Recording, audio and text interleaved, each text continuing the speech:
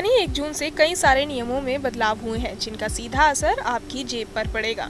नए नियमों के साथ ड्राइविंग लाइसेंस यानी डीएल पाने का प्रोसेस भी आसान हो गया है। सड़क परिवहन और राजमार्ग मंत्रालय ने हाल ही में ड्राइविंग लाइसेंस प्राप्त करने की प्रक्रिया में बदलावों की घोषणा की थी।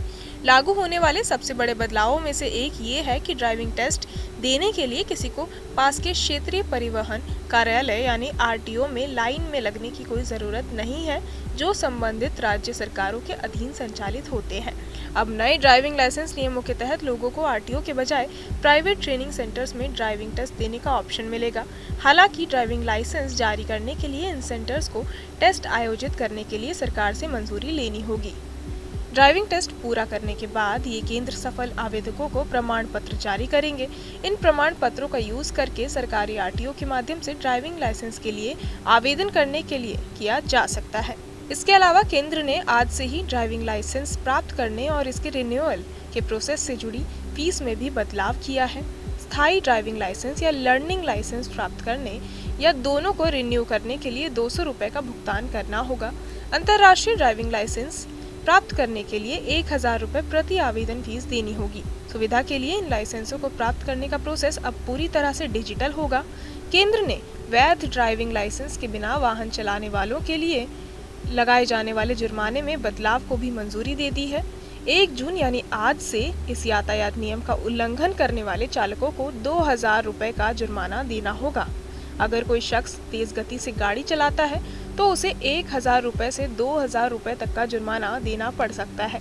यही नहीं, बिना लाइसेंस के गाड़ी चलाने पर 500 रुपये का जुर्माना देना होगा। दूसरी तरफ अगर कोई नाबालिग वाहन चलाते हुए पकड़ा जाता है तो जुर्माना और भी बढ़ जाएगा। नए नियमों के तहत 25,000 रुपये का जुर्माना लगेगा और साथ ही माता पिता और वाहन मालिकों के खिलाफ कानूनी कार्यवाही भी की जाएगी। ऐसे मामलों में वाहन का रजिस्ट्रेशन सर्टिफिकेट भी रद्द किया जा सकता है।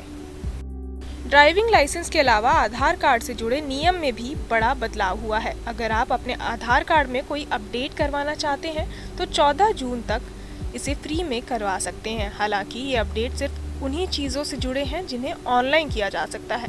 अगर आधार सेंटर पर जाकर आधार अपडेट करवाना है तो इसके लिए 50 रुपये प्रति अपडेट का शुल्क देना होगा। इसके अलावा जून में 10 दिन बैंकों की छुट्टी रहेगी, जिसमें 6 साप्ताहिक अवकाश भी शामिल है।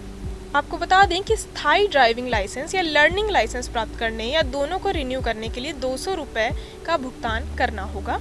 वहीं अंतर्राष्ट्रीय ड्राइविंग लाइसेंस प्राप्त करने के लिए 1000 रुपये प्रति आवेदन फीस देनी होगी। सुविधा के लिए इन लाइसेंसों को प्राप्त करने का प्रोसेस अब पूरी तरह से डिजिटल होगा। केंद्र ने वैध ड्राइविंग लाइसेंस के बिना वाहन चलाने वालों के लिए लगाए जाने वाले जुर्माने में बदलाव को भी मंजूरी दे दी है।